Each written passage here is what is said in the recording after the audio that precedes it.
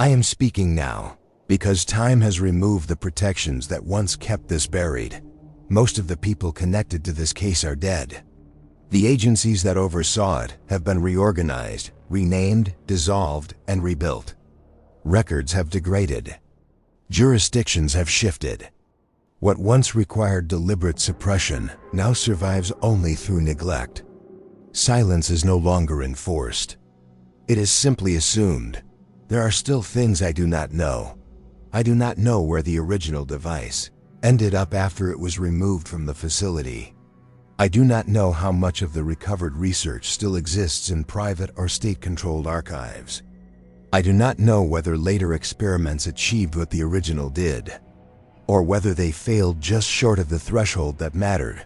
What I do know is what people misunderstand.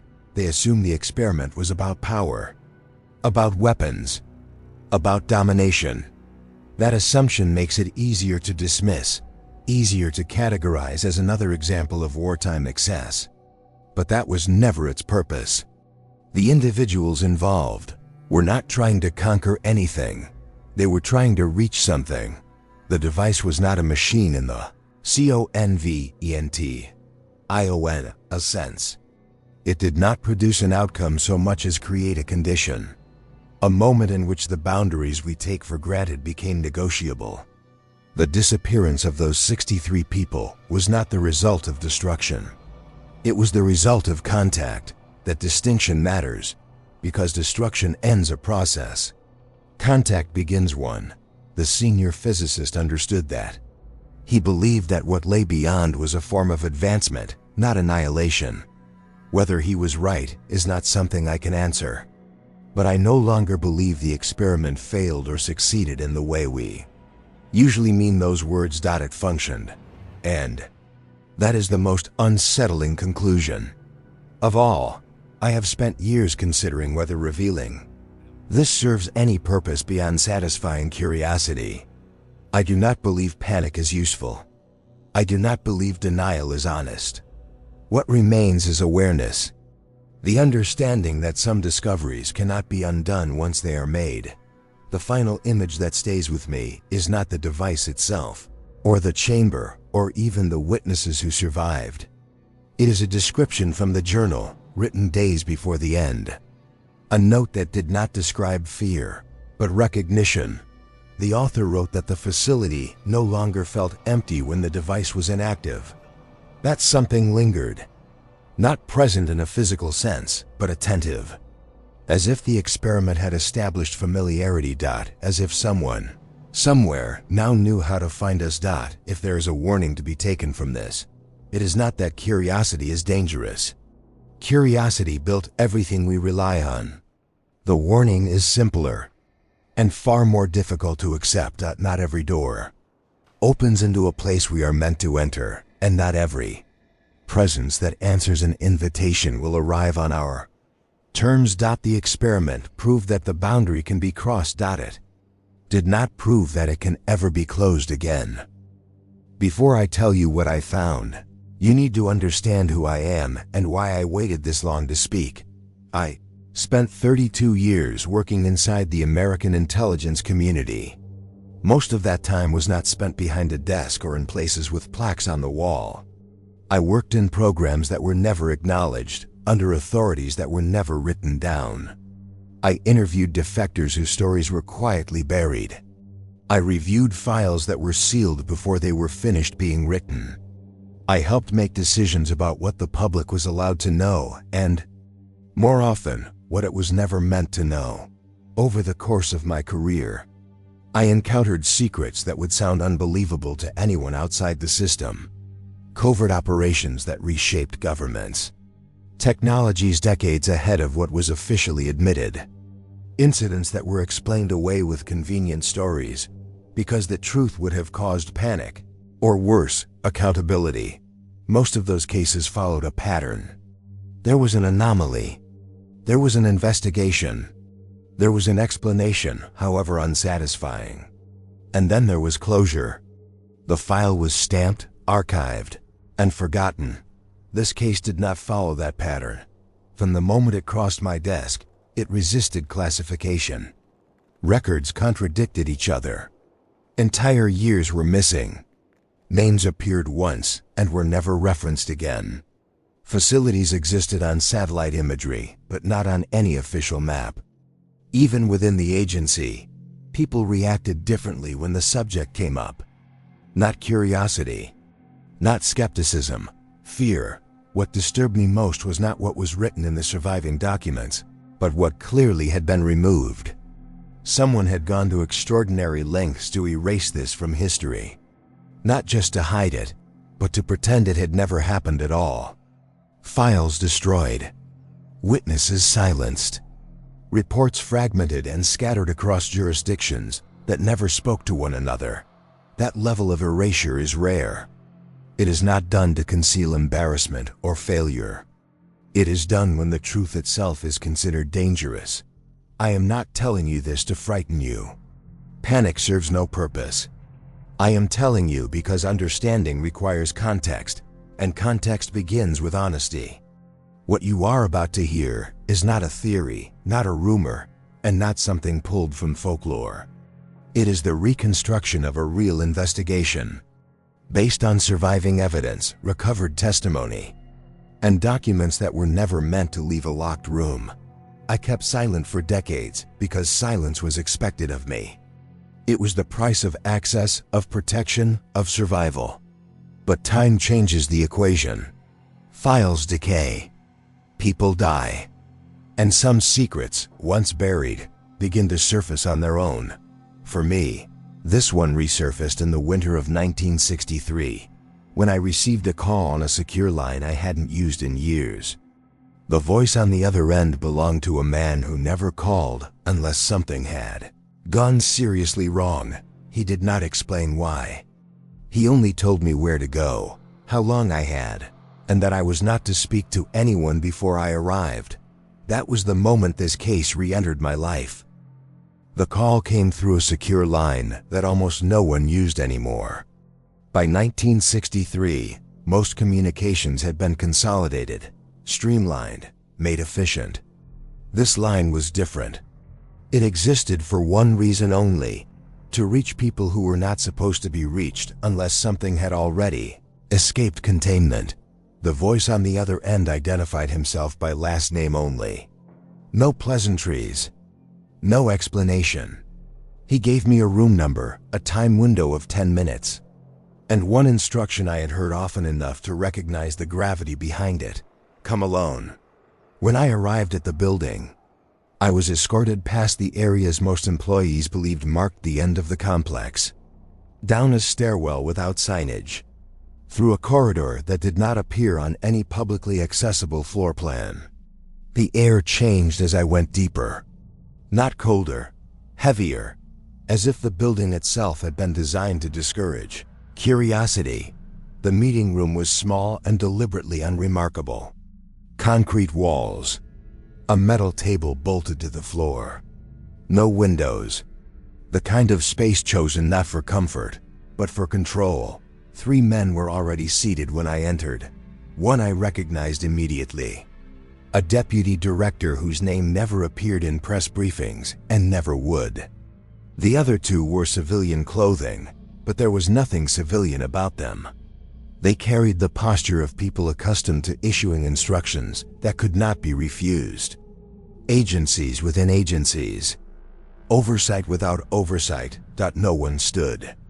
No one shook my hand.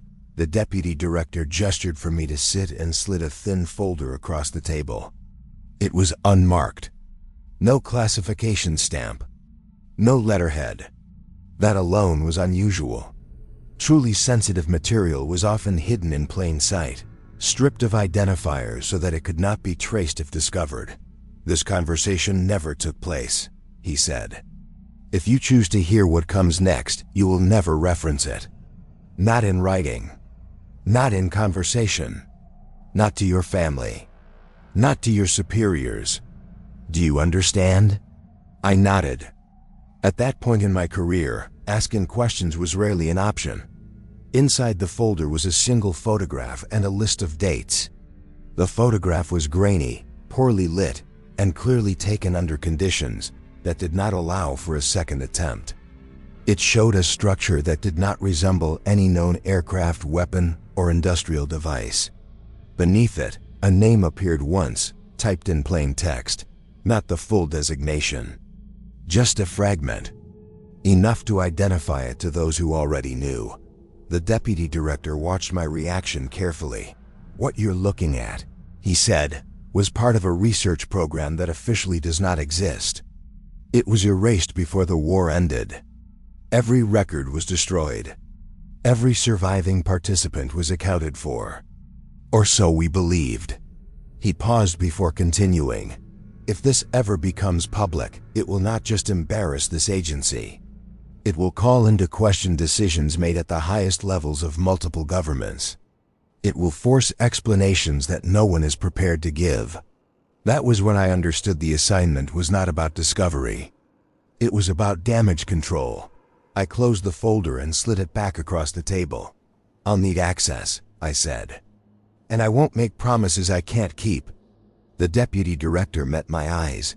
"You already have," he replied. And just like that, the meeting was over. The photograph in the folder was older than it looked. Not because of wear, but because of what it depicted. It had been taken in early 1945, during the final months of the war, using equipment that was already in short supply. The exposure was uneven, the framing imprecise. Whoever took it had not been concerned with composition. Only documentation. The image showed an underground chamber carved directly into rock. Chains descended from the ceiling, thick enough to anchor industrial machinery. Suspended between them was an object, roughly 3 meters tall, bell-shaped, smooth, metallic. Its surface reflected light in a way I had never seen before. Not polished exactly, but not matte either. Along its exterior ran cables or conduits, feeding into the ceiling and disappearing into the stone dot. At the base of the object were markings. Not decorative, not structural. Symbols etched with deliberate precision. They did not match any known German engineering notation, nor did they resemble standard scientific labeling. I had seen similar symbols once before, years earlier, in a file that had been reclassified before I could finish reading it. The location attached to the photograph was vague by design. A mountainous region near the border between Germany and Poland. No coordinates. No facility name. Just a code that had been scrubbed from every database I checked. The time frame, however, was clear. January 1945, a period when Germany was collapsing, resources were scarce, and only the most protected programs were still operating. That raised the first serious question: why would something like this be active when the war was already lost? I requested access to the original records. What I received instead was absence. Entire folders missing. Index entries with no corresponding files. References and memoranda to reports that no longer existed. It was not the kind of destruction caused by bombing or chaos. It was systematic. Someone had gone through the archives after the fact and removed specific pieces while leaving just enough behind to suggest there had once been more. Even the post-war interrogation records were unusually thin. After 1945, Allied forces captured thousands of German scientists, engineers, and administrators. Most talked eventually. Some resisted. Some lied. But under pressure, patterns emerged. Names repeated. Projects overlapped.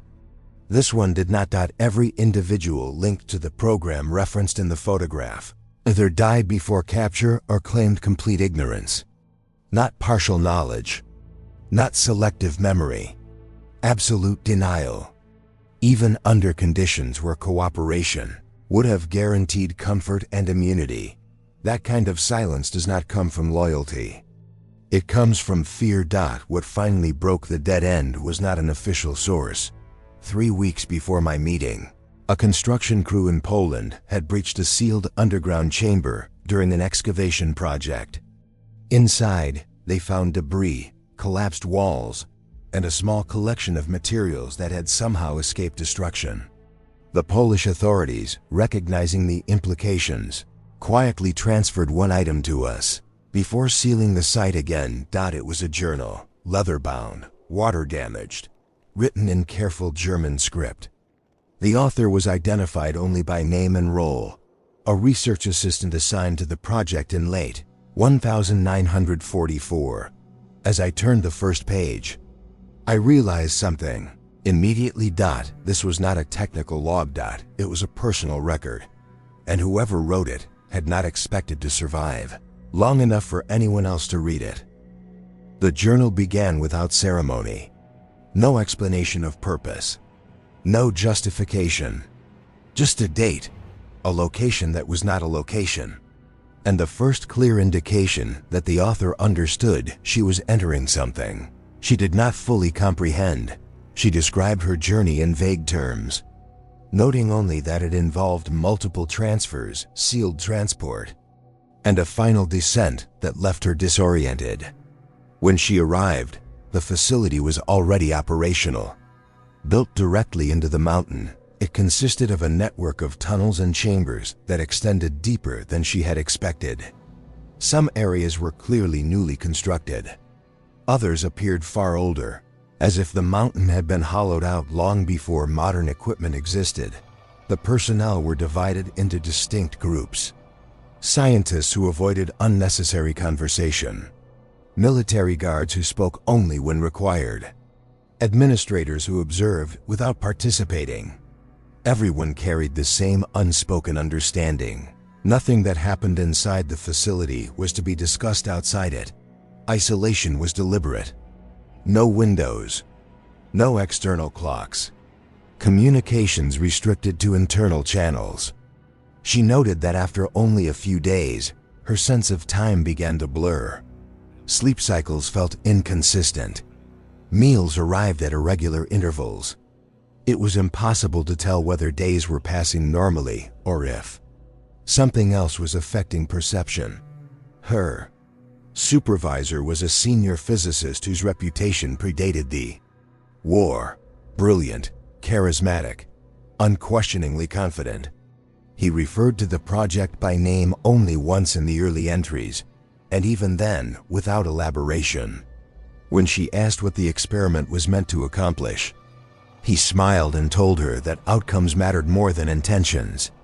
Experiment itself was housed in the deepest chamber of the complex. She described the object in language that mirrored the photograph almost exactly. Suspended, metallic, covered in symbols that no one on the team claimed to fully understand. Power was rooted into it through systems that did not resemble conventional generators. When active, it produced a low vibration that could be felt through the floor rather than heard. At first, her role was observational, monitoring instruments, recording fluctuations, logging results that seemed, on the surface, impossible. Materials exposed to the field behaved unpredictably. Some degraded rapidly. Others showed no measurable change at all. Mechanical clocks desynchronized. Electrical systems exhibited delays that could not be traced to faults. The senior staff dismissed concerns calmly. Early entries reflect her attempt to rationalize what she was seeing. Experimental error, uncalibrated equipment, psychological stress. She reminded herself that unfamiliar science often feels wrong before it feels understood. But the journal tone began to change. She wrote about moments where people appeared to pause, mid-motion for fractions of a second longer than expected. About instruments recording values that implied effects preceding causes. About the unsettling sensation that the chamber felt occupied even when it was empty. One entry stood out. She noted that during a test run, she became aware of a presence that did not manifest visually. Not a sound, not a shadow, just the certainty of observation, as if the experiment was not simply producing an effect, but attracting attention. She did not share this observation with her colleagues. By the end of the first section of the journal, curiosity had given way to restraint. Questions were no longer asked openly. Notes became shorter. Handwriting tightened. She began referring to the experiment less as a device and more as an event, something that did not remain confined to the chamber, something that did not behave as though it belonged entirely in their world. The next series of entries marked a clear shift in the journal. Dates were still recorded, but less consistently. Gaps appeared where days should have been. In some places, the same date was written twice with different observations beneath it. As if time itself had become unreliable, the experiments intensified without formal announcement. Power levels were increased incrementally. Exposure times lengthened. New variables were introduced without explanation. The senior physicist overseeing the project dismissed objections with practiced calm, assuring the team that all risk assessments had been accounted for. No documentation of those assessments appeared in the journal. Human subjects were introduced. Shortly thereafter, the author did not dwell on their identities. She referred to them in clinical terms, using the language expected of someone trained to separate emotion from data. Test subjects were exposed to the field for precisely measured intervals. Physiological responses were recorded. When death occurred, it was logged as an outcome rather than an event, but the descriptions betrayed strain. Some subjects exhibited accelerated aging within seconds, skin thinning, hair whitening, structural degradation of bone visible even without imaging. Others showed the opposite effect, cellular activity spiking beyond sustainable limits before collapsing entirely. In several cases, both phenomena appeared to occur simultaneously. The supervising staff responded with fascination. They spoke of breakthroughs, of confirmation, of models being validated. For them, the results justified the cost. For the guards assigned to the chamber, the reaction was different. The journal noted their reluctance to remain inside during tests, their tendency to avoid eye contact, the way some began to request reassignment without offering reasons. First undeniably impossible effect was recorded. During what should have been a routine calibration run, when the device was activated at a higher output, the field expanded beyond its expected boundaries. Instruments froze mid-cycle. Sound dropped out entirely. For a brief period, described as lasting less than a minute, nothing in the chamber appeared to move, not slowed, not disrupted. Stop. When activity resumed, several members of the observation team reported seeing movement during the interval. Figures crossing the chamber while everything else remained fixed. Shapes that did not align with human anatomy. One technician claimed a face had pressed against the reinforced glass. Examining the room with what he described as deliberate interest, the entry following this incident was written in smaller script. The author described a change in atmosphere that could not be measured, an awareness that the experiment was no longer isolated, that each activation functioned less like a test and more like a signal. She began to suspect the device was not creating an effect, but opening a condition. Personnel reactions diverged sharply after that point. Some scientists became euphoric, obsessed, working extended hours without rest. Others withdrew, speaking only when necessary, avoiding the chamber whenever possible. Several guards were replaced without explanation. The final entries from this period were fragmented. Sentences trailed off. Observations were recorded without context. The handwriting became uneven. The author wrote repeatedly about dreams she could not distinguish from waking experience, about hearing voices that did not use language but conveyed intention directly. In one margin, a single sentence had been written and underlined. Twice, "We are not the only ones measuring this experiment." The last coherent entry before the journal changed again ended with a statement that no longer resembled scientific observation at all. "We are being observed in return. From that point forward, the journal ceased to read like a record of research, that it read like a warning written by someone who understood. Too late, that curiosity had given way to invitation. I arrived at the location in Poland under a cover that had served me many times before. Academic researcher. Wartime industrial survey. It was a role designed to attract minimal attention and even less curiosity. The region itself had not changed much since the war. Snow-covered countryside, small villages, terrain that discouraged both tourism and questions. The entrance to the facility was concealed in a ravine, partially collapsed and deliberately obscured. From the outside, it appeared to be nothing more than the remains of a defensive structure destroyed during the final months of fighting. Only someone who knew exactly where to look would recognize it as an access point. Inside, the tunnels were narrower than I expected. Reinforced in some sections, raw stone in others.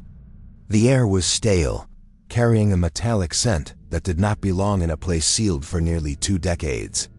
Our lights cut through darkness that seemed unusually resistant, as if the space absorbed illumination rather than reflecting it.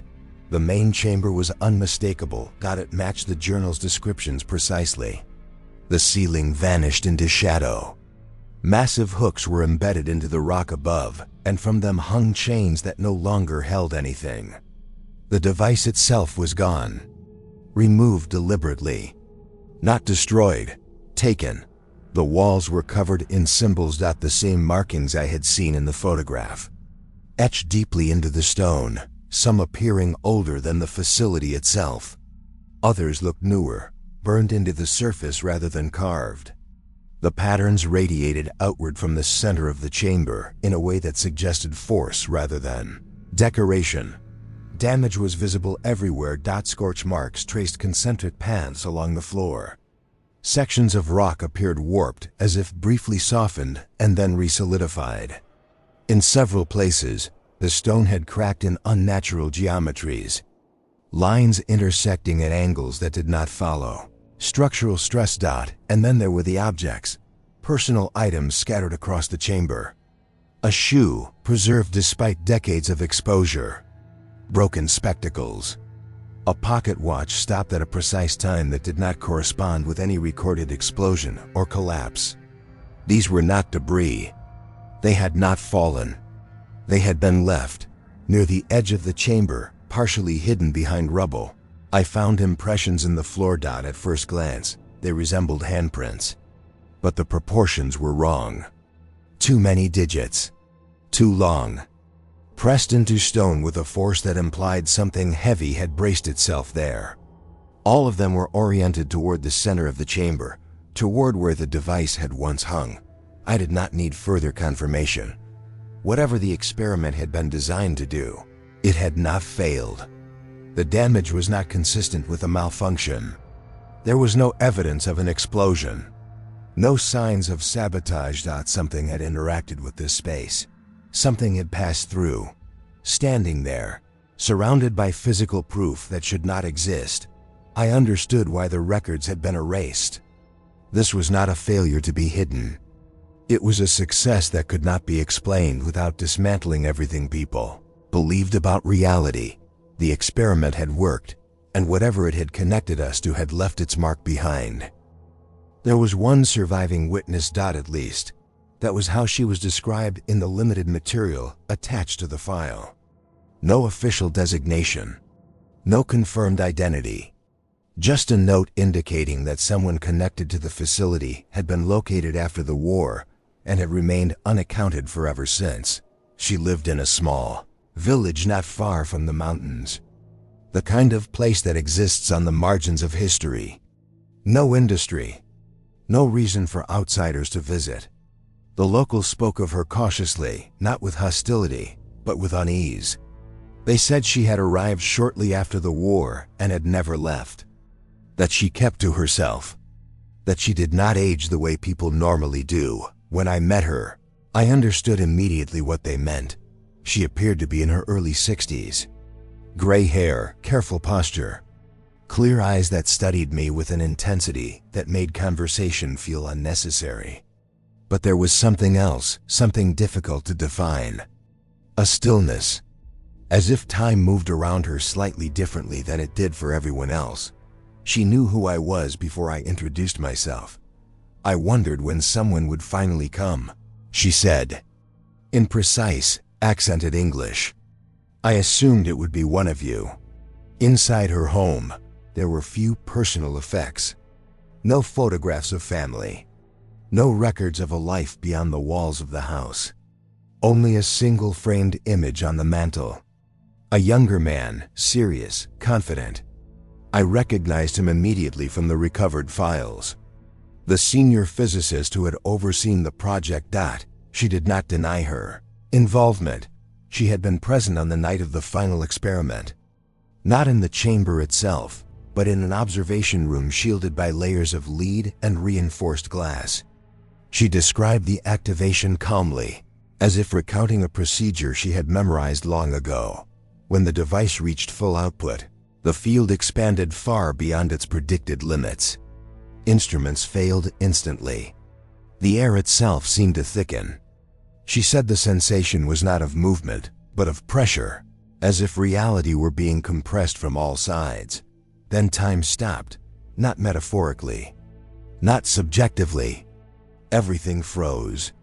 Sound vanished. Motion ceased. Hearts did not beat. For a brief interval, measured later at just over half a minute, the facility existed outside of time entirely. During that interval, she saw them. Figures moving through the frozen space. Not entering through doors. Not emerging from the device itself. Simply present, observing, examining the people trapped in the stillness, as one might inspect objects on a table. When time resumed, the chamber was empty. 63 people had been present moments earlier. Scientists, guards, test subjects. They were gone. Not dead. Not injured. Gone in a way that left no remains, no residue, no indication of violence. She survived because the field did not fully reach her. Instead, it altered her. She told me that her body no longer ages normally, that her perception of time is unstable. She remembers events that have not yet occurred and forgets others that happened days ago. She exists partially displaced, anchored enough to remain here, but no longer fully aligned with the world around her. That was the cost of survival. As we spoke, she made one thing clear. The disappearance was not an accident. The senior physicist had understood exactly what he was attempting to do. The experiment was never about power or weapons. It was about contact. About opening a passage and allowing something else to cross over. He had succeeded. And the people who vanished that night were not victims of failure. They were the price of entry. What happened in that facility did not end with the war. That was the final conclusion I reached after reviewing what little survived of the post-1945 record. The destruction of the original program had not been an act of abandonment. It had been an act of containment. The knowledge gained there was considered too significant and too dangerous to discard. After Germany collapsed, fragments of the project were recovered by multiple governments. Scientists were relocated. Documents were divided, duplicated, and reclassified. Materials that could not be explained were moved under new designations. The original name disappeared entirely, replaced by innocuous code words that meant nothing outside closed rooms. Research continued in pieces. No single group possessed the full picture, and that was by design. Compartmentalization ensured that no one could recreate the original experiment easily. Each side believed it was racing the others toward a breakthrough, unaware that they were all working from incomplete information. The results were inconsistent. Some facilities reported brief anomalies, localized time distortions, instrument failures that could not be explained by mechanical error, test subjects experiencing disorientation, memory displacement, or rapid physiological decline. These incidents were logged as accidents, psychological breakdowns, or exposure-related illnesses. Other attempts ended far worse. Entire research teams vanished from records overnight. Projects were abruptly shut down following incidents that were never officially acknowledged. In a handful of cases, sealed reports referenced containment failures without elaboration. Those files were classified at levels that even senior analysts could not access. Rumors circulated quietly within the intelligence community. A Soviet installation sealed permanently after a test that left survivors unable to speak. A South American site abandoned following reports of non-human movement detected on internal cameras. An American program terminated after something reportedly emerged during a sustained activation and could not be controlled. None of these accounts were ever confirmed. They did not need to. B. The pattern was unmistakable. Every time researchers came close to replicating the original conditions, the consequences escalated beyond acceptable limits. Not because the science failed, but because it succeeded imperfectly. That was why everything was buried. Had the experiment merely failed, it would have been studied, refined, and celebrated as an ambitious attempt that went too far. Instead, it was erased. Not just to hide moral responsibility, but to prevent replication by those who would not understand the risks. Publicly, the narrative was simple. Nazi science was reckless. Their advanced projects were exaggerated myths. Anything suggesting otherwise was dismissed as conspiracy or fiction. Privately, the concern was different. If the original experiment had truly opened a pathway rather than producing an effect, then repetition was not a matter of innovation. It was a matter of persistence. Eventually, someone would assemble enough fragments to try again, and they would not need to succeed fully. Partial success was enough to attract attention. That was the unspoken fear behind the secrecy. Not that humanity would misuse the discovery, but that something else, having once been made aware of us, might be waiting for the next signal. The experiment was never celebrated, because celebration implies control, and control was the one thing no one involved ever truly had.